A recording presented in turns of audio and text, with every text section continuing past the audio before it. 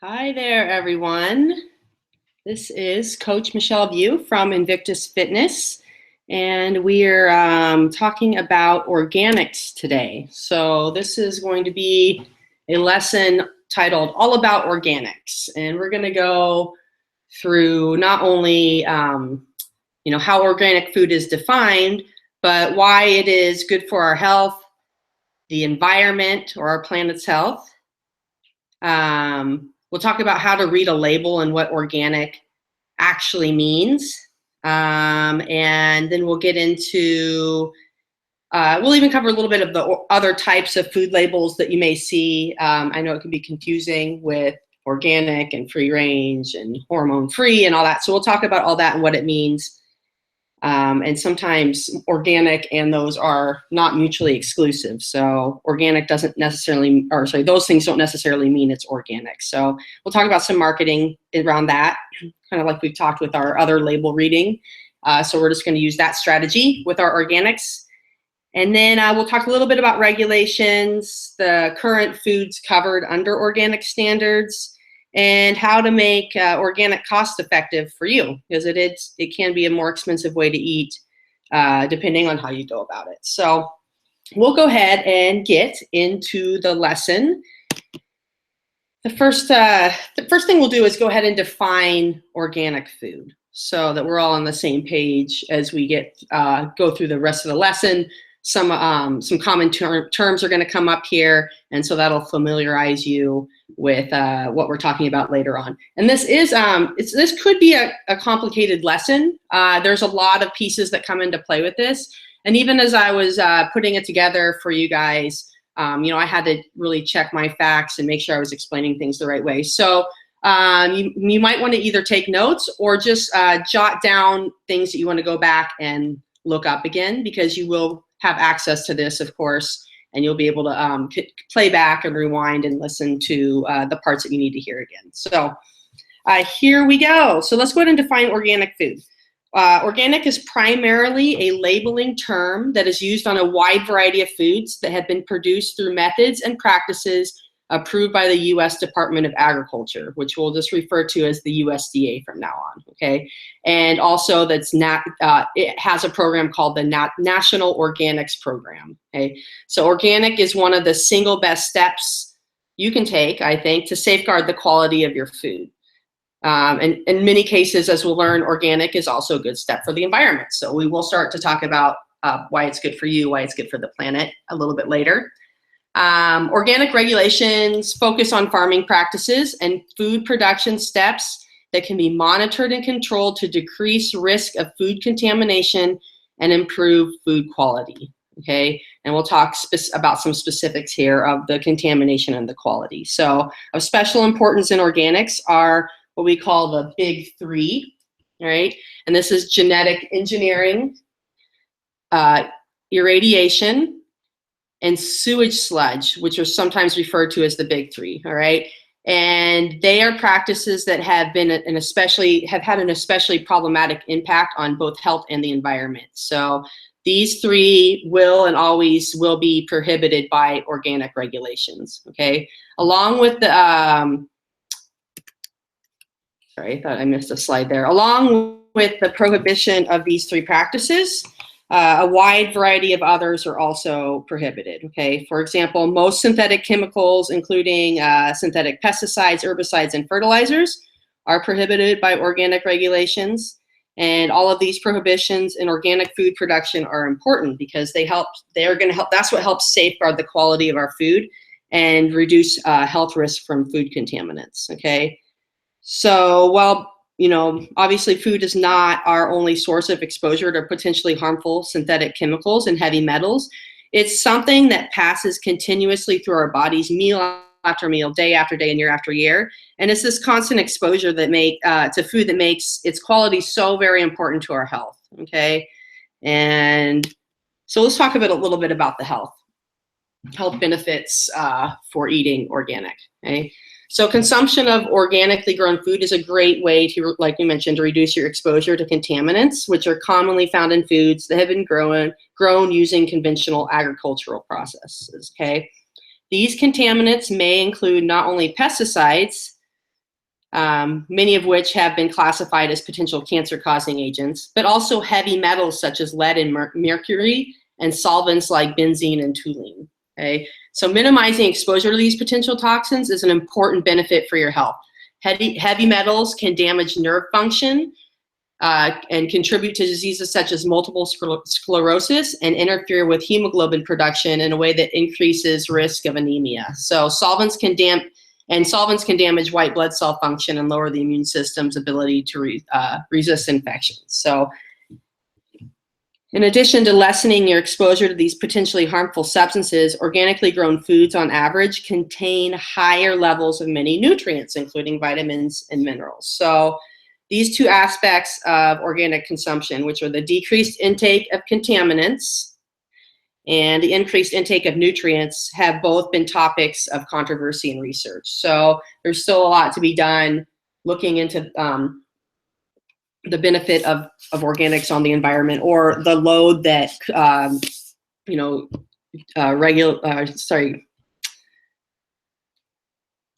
commercially grown or kind of like the regular process of farming puts on the environment. And there's some reasons behind that. Some is funding and some is political. But here's what we can figure out so far. So if we look at contamination first, there was one of the largest scale studies, which was conducted by the USDA on more than 94,000 food samples, found at least one pesticide residue on approximately 75% of conventionally grown fruits and vegetables, in comparison to approximately 25% of organically grown vegetables. Okay, so as you see, there is still some on those organic vegetables, and that's part of the controversy with the labeling and how it's regulated. So we'll chat a little bit more about that in an upcoming slide here. But let's go ahead and talk about the nutrient content. So organically grown fruits and vegetables on average appear to contain about 15% higher levels of nutrients than conventionally grown fruits and vegetables. Always been consistent. So you see there's a range there. So nutrient concentrations in organic versus non-organic foods, though, that's another matter. So that's also taking into effect region and many differences in soil quality and genetic tendency in plants and harvest stage of the plants all make up the nutrient composition. And so that's the result of many different factors that interact in a complex way. And organic farming practices, while beneficial, would not be expected to be like one of those overriding factors. They're just one of the factors. So with organic included in those factors, that's where that 15 to 20% number comes from. The idea of an average improved nourishment level of, 5 to 20% is basically just an educated guess based on those mixed factors. So again, there needs to be more research done in this area. And that's kind of like the pitch of a lot of groups who support organics is that, hey, we do need to put money into figuring out, what's best for us and for our planet. So next we'll talk about our planet's health. So organically grown foods are cultivated, like we said, using farming practices that can work to preserve and protect the environment, as well as the health benefits for us. So most conventional farming methods depend on a wide range of off-farm inputs for success. Okay, so if the soil does not contain enough minerals are purchased from off the farm in the form of bagged synthetic fertilizers from a farm supply store, for example. If there's not enough water available, irrigation pumps are installed and natural gas is used to run the pumps and irrigate the fields with groundwater. And if insects are a threat to crops, pesticides are purchased from the supply store and sprayed to prevent crop infestation. So these methods result in, they result in a successful crop production, but they do not result in sustainable use of resources. And in many cases, they can pose a risk to health by contaminating soil, water, and air with levels of synthetic chemicals that cannot be readily absorbed by the earth.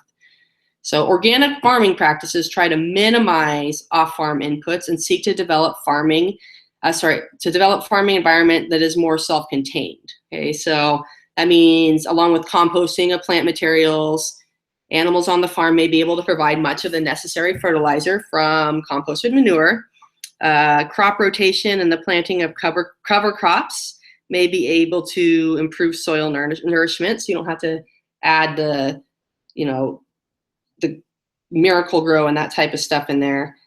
And avoidance of something called moldboard plowing, it can be helped to use to preserve soil integrity. So just the way that the crops are plowed and harvested. And then a lot of times organic farmers will interplant crops, meaning mixing them, and that helps reduce the need for pesticides, because biological balances within nature take care of unwanted pests. So the farmers learn those balances and they're able to mix those. And then berms are used to protect soil and plants from wind. So they're just utilizing some of these older techniques before we started just trying to make everything massive and fast and easy. So it does take a little bit more time. It takes some labor, but once it's set up, it's a really great self-sustaining system, and it's its own little ecosystem that uses resources that are natural and from its own nearby area. So we're also then not robbing other areas of those resources. That's a whole nother topic, though.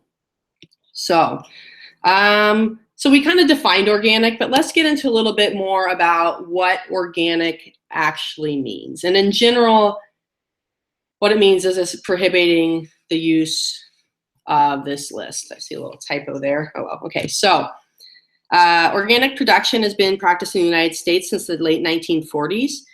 From that time, the industry has grown from experimental garden plots to large farms with surplus products sold under a special organic label.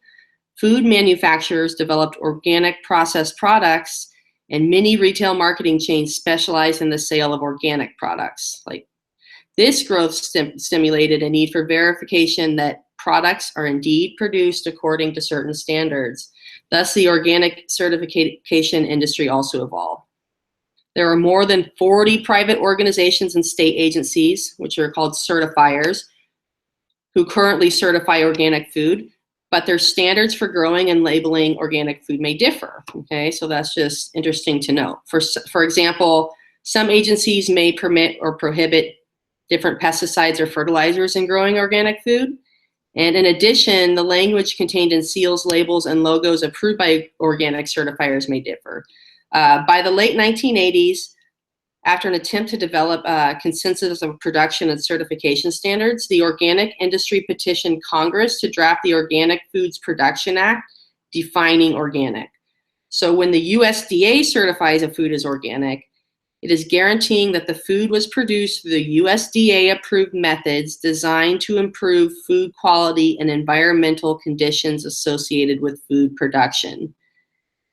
As a part of this guarantee, the USDA forbids the use of sewage, sludge, irradiation, or genetic engineering in any certified organic food. And at present, certified organic food is one of the few ways that U.S. consumers have a guarantee to the absence of these practices from a foods production. Okay, so that is if it is sealed and approved USDA organic. All right, there are other approving agencies, and those certifiers may not adhere to the same standards of the USDA standards, which are considered the highest standards. Okay, for organic labeling. Okay, so the USDA sets, defines, and regulates the use and meaning of organic on food labels. And it is the term used to describe raw or processed agricultural products and ingredients that have been organically grown or farmed, handled in compliance with the standards of April 2001, which have been fully enforced since October of 2002. So these standards prohibit the use of this list here, which is most synthetic fertilizers and pesticides, sewer sludge fertilizers, genetic engineering. Okay, so that means if something is labeled organic, it is non-GMO. Okay,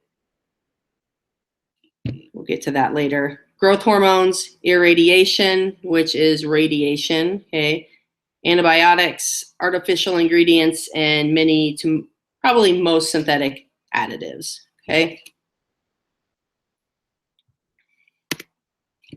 So let's talk about how we're going to identify organic foods or understanding labels, because we did talk about this a lot when we're talking about identifying real foods. And now we're just getting a little bit more specific with that and sleuthing even a little bit deeper to basically figure out the source of these real foods and make sure they're even like the most real possible, meaning they don't have all these pesticides and chemicals mixed in with them, okay?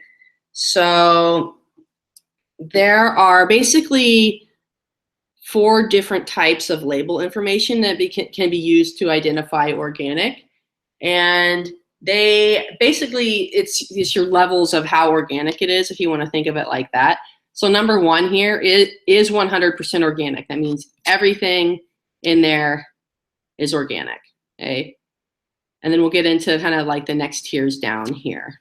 All right, so let's go ahead and start with the 100% organic, which is least common in the marketplace, but is the most reliable, because the claim, the 100% organic on the front of any certified food requires all ingredients in the food, all of them, to be produced in compliance with organic regulations. Okay, so that's like that is your 100% there. The next one, where you see the little logo there, the USDA organic logo. This is the much more common in the marketplace, all right? And it's the presence of the USDA organic logo on the front of a certified organic food. This USDA logo often appears in green as pictured, okay? Certified organic foods bearing USDA logo must contain at least 95% by weight or fluid volume, okay, approved ingredients. So that means 100% organic, and then USDA organic logo is 95% or better, okay? So up to 5% of the food may contain prohibited ingredients, okay? And that maybe explains why earlier when we were talking about how 25% of organics still contain some pesticide, that could be part of that 5%, okay? So there are still some of those prohibited ingredients, not to exceed 5% of the total weight of the product. However, there is one important caveat to this 5% rule, okay? So for certified organic foods bearing the USDA logo, even in the 5% non-organic portion of the food, ingredients are not allowed to be genetically engineered, fertilized with sewage sludge, or irradiated, okay? So the big 3 are still not allowed even in that 5%. So you may rest safe. There's no sewage sludge on your organic food. However, who knows about your other food? So that's just something to consider, actually. And that's not to say that all just normal, regular farms are doing that. It is possible, though, okay? And it's possible that there's runoff from one farm to another. So, all right, sorry, I skipped ahead too fast. We're still on this slide here. We're on number 3, made with organic blank on the package, okay? So this is a third way to identify certified organic foods, and it's through this made with labeling claims on the front of the packaging. So this is where it kind of starts to get into a little bit of marketing, okay? So we'll just use an example. For example, a certified organic pasta sauce may say made with organic tomatoes on the front of the packaging, all right? In the case of made with claims, at least 70% of all ingredients by weight or fluid volume must be in compliance with organic regulations. So that means 30% of ingredients may contain prohibited ingredients, okay? Just like the organic logo, that's the caveat is the same, okay? Still can't have the big 3 in there, but it's only 70%, so we go from 100 to 95 to 70. Okay, and then the fourth way is to look at the individual food list. So you're going to flip over your box or package, and you're going to look at the ingredients list, just like you would when you're doing your real food hunting. So if a food contains less than 70% of its ingredients with organic, they can't make the claim on the front of the package. Okay. However, The individual organic ingredients that comply with USDA regulations may be listed on the side or back of the packaging of the product's ingredient list. So you might see some kind of muffin mix, for example, and then they're like, okay, made with organic cinnamon. Or it doesn't, I'm sorry, it can't say that on the front of the package, but on the ingredients list, it would, in the spices, it would say, you know, flour, sugar, baking soda, organic cinnamon. And so they would just highlight it in that way, but they're not allowed to put it on the front of the package. So I know that's kind of a lot to take in. So in summary, your best bet for selecting certified organic foods is to choose foods that state 100% organic on the front of the packaging. If you are purchasing whole foods and vegetables in the produce section of the grocery store and the foods are labeled as organic, that's just as good, okay? So it doesn't need to come in a package. If you're in the organic section and the little sticker on it says organic, then that counts, okay?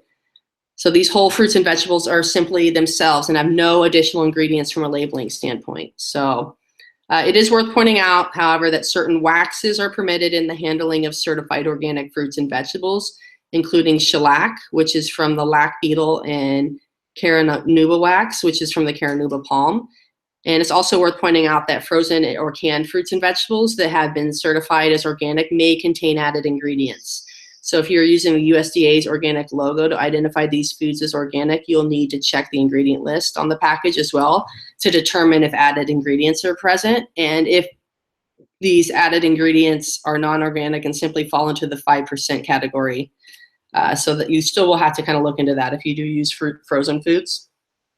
And so some of the problems here, right? Critics of organic labeling sometimes point to these 5 and 30% rules as loopholes in the organic certification process, and they sometimes view these labeling standards as regulations that work to undermine the credibility of certified organic foods. Supporters of organic labeling point to the need for government to be realistic about food manufacturing and constraints on growers and manufacturers of food. At the World's Healthiest Foods Fair, so however, as consumers, each of us has the ability and perhaps also the responsibility to ask questions about the quality of food and to bring our own standards to bear on the food that we eat. Okay, and we'll get into that here in a little bit about making organic affordable for you. And you can maybe set your standards and shop according to that. Okay, so there are other types of food labels, and there's a lot of marketing and mixed in, and some of these are regulated and some of them are not. Just so you're aware of what they mean, if they actually mean anything, and how you can maybe think of some examples how marketing maybe makes you think that they are better for you than they actually are. So these are voluntary labels, okay? So basically people they can put them on if they want to. They do highlight certain things. So free range, the top on the list there, is a label that indicates that the flock was provided shelter in a building, room, or area with unlimited access to food, fresh water, and continuous access to the outdoors during their production cycle. The outdoor area may or may not be fenced and or covered with netting-like material. This label is regulated by the USDA. Okay, so you'll see like free-range chickens, right?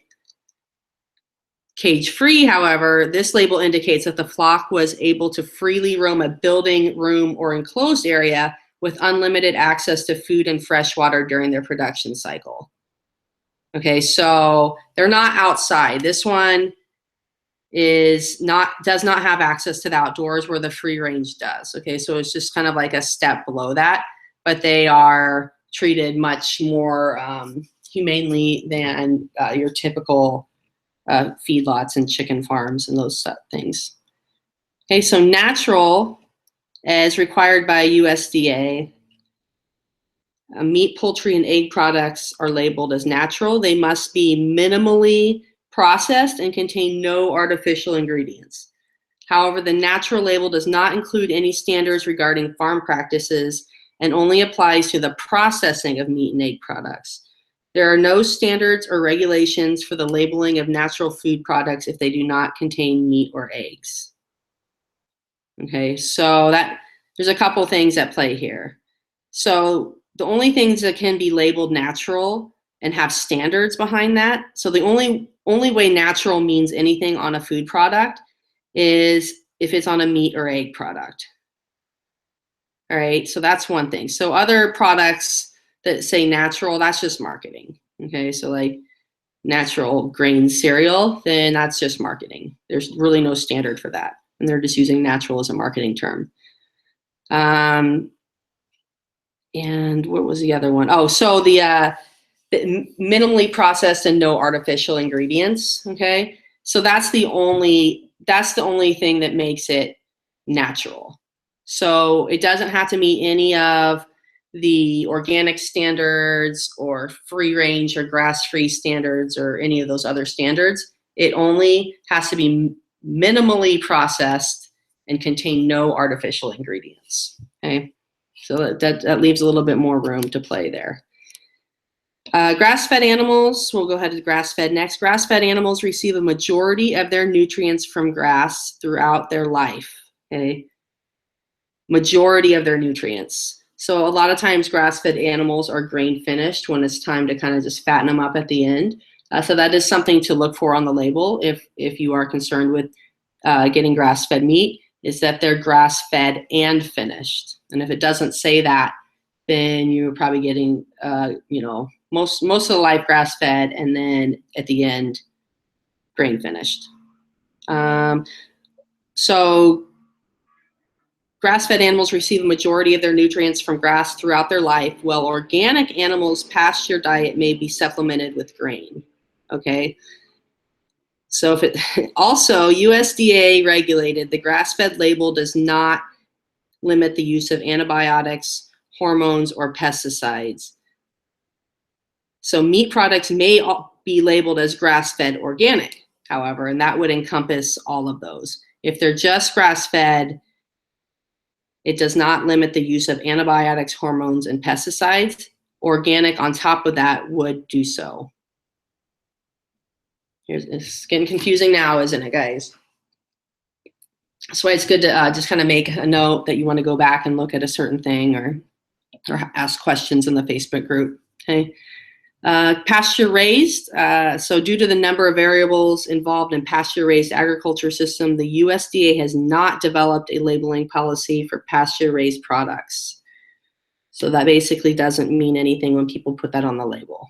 Everyone has their own definition, I should say. And then humane is a labeling, it's kind of multiple labeling programs that make claims that animals were treated humanely during the production cycle, but the verification of these claims varies widely. So these labeling programs are also not regulated. These are typically could be considered marketing.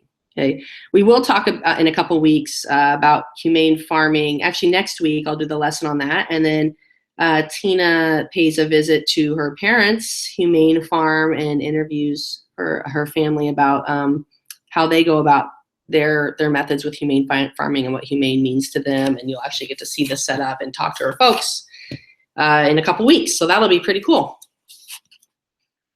All right, so we're kind of getting into the regulation a little bit on some of this stuff. We haven't really talked about the regulation of organic foods, and that's the real topic here. I just wanted to kind of talk about a few of those other labels, just so you're aware of the marketing and the packaging and how to interpret those. But let's get back to the organics and how they are regulated. Okay, so certification is the process by which the consumer is assured that a product marketed as organic is in compliance with production and handling requirements set forth in USDA regulations. All producers of organic food, livestock, and fiber crops, as well as handlers or organic products, must be certified, except growers who gross less than 5,000 and retailers. Okay, so this is going to probably encompass a lot of your local farms that go to maybe the home grower that kind of takes their stuff to farmers markets or sells to just some local friends. But $5,000 is not that much for a company. So I would consider, probably most are going to be regulated by this. Okay. On-site inspections are conducted by certifying agents to verify submitted plans. Methods and materials used in production must meet standards set in the new regulations. Clear documentation of methods and materials must be kept. There must be a paper trail tracing a product back to its production site, enabling verification of production methods and materials.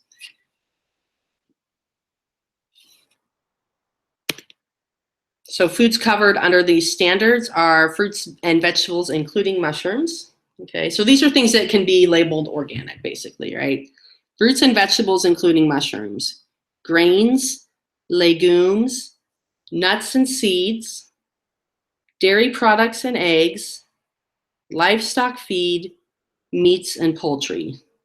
You'll notice one major group of foods, seafood, is not currently covered within the regulations.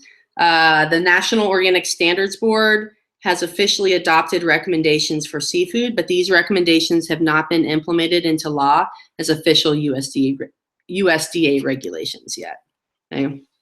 So kind of just a little bit about the label reading and the regulations. There's a lot more that goes into that, especially with the regulations. There's a lot of political stuff going on, of course, just like any of the label reading and the food pyramid, and anytime that government agencies are certifying things, not just government agencies, anyone, it's really important to look at, who's backing them, where are they getting their funding, and maybe what their motives are for that as well before you just take anyone's word for it. So continue to do your own research, but this is what we've decided are kind of our guidelines, and for now, what we will continue to use as our standards and knowledge about organics. So let's go ahead and talk about how to make it work in your life. So now that we kind of know the why and the background and the definitions, let's talk about how to do it. So, organic it can be much more expensive, but there are some different ways to attack that. So just to note, much of the higher cost of organic foods can be explained by the scale of production. So organically grown foods, while growing in popularity across the US and reaching a level of $25 billion in sales, still account for less than 4% of all foods purchased in the US.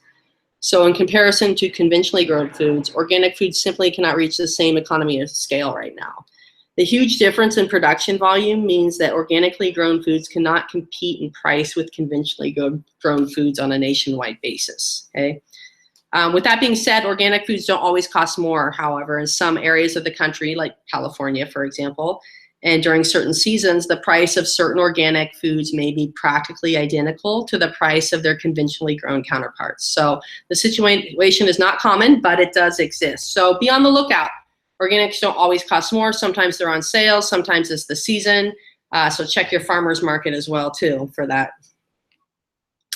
It's also important to remember that conventionally grown foods often have a hidden cost. So that's the cost of environmental harm and the cost of long-term health risks. So these hidden costs do not show up on the grocery store shopping receipt, but they are there nevertheless. Okay. And then we have the Dirty Dozen and the Clean 15, which I have separate slides for you on both of those. This is where we really start to implement and figure out how we're going to pick and choose. Okay. When do we want to spend the extra money on organic?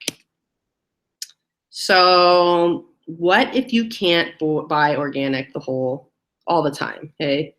Either sometimes what you need isn't available, and for some it might not be in the budget. Okay. But here's the deal. There's a list called the Dirty Dozen, and it is updated by the Environmental Working Group, which is a lead environmental group in health research and advocacy. And it can help you pick and choose when to reach for the organic produce versus the cheaper non-organic stuff. Okay. So in 1995, the Environmental Working Group identified fruits and vegetable supply that were most often contaminated with pesticide residues.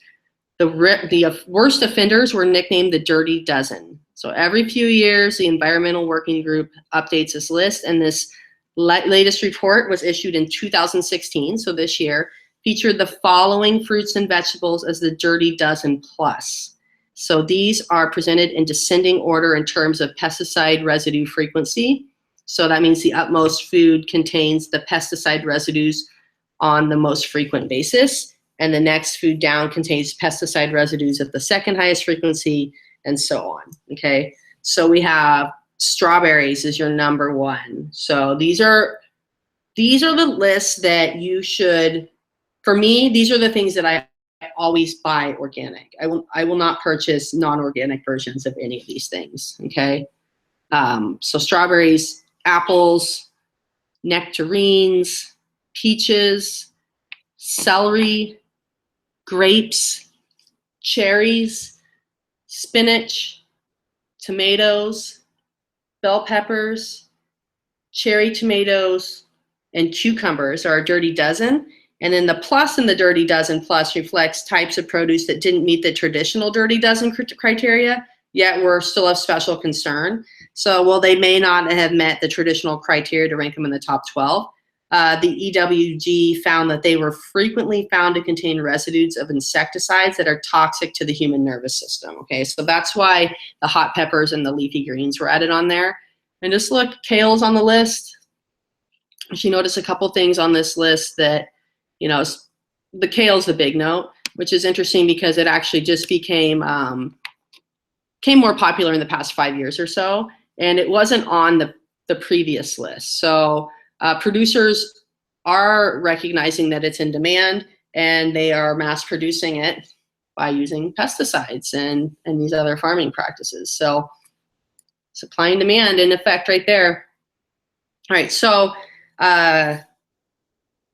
the opposite of this list is going to be the Clean 15, and this is the list that of things that you could typically buy, not have to buy organic for, and feel pretty confident that you're not getting a bunch of pesticides and chemicals. So these are the ones that, you know, you check the organic section just to see in case it happens to be cheaper. But these are the ones you just go the regular, dang it, I keep doing that, the regular aisle for, or the regular section, okay? Avocados, sweet corn, pineapple, cabbage, frozen sweet peas specifically, onions, asparagus, mango, papaya, kiwi, eggplant, honeydew melon, grapefruit, cantaloupe melon, cauliflower. All right, so where are we going to get this food? At the store. I mean, where do you usually go? We've actually already talked about a couple of these options. So hopefully you've tried some of these out and maybe even noticed the organic options available and started to give some things a try. But if you don't want to join me on my organic commune, you could grow your own food.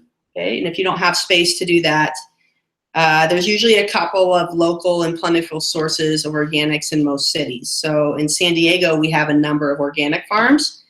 You can either visit them, or you can order a CSA produce box, which is community supported agriculture, and they will deliver produce to your door or to a local drop-off spot, a box each week, and you can it's actually a really cool way to try new things or different things that you might not necessarily pick out in the store.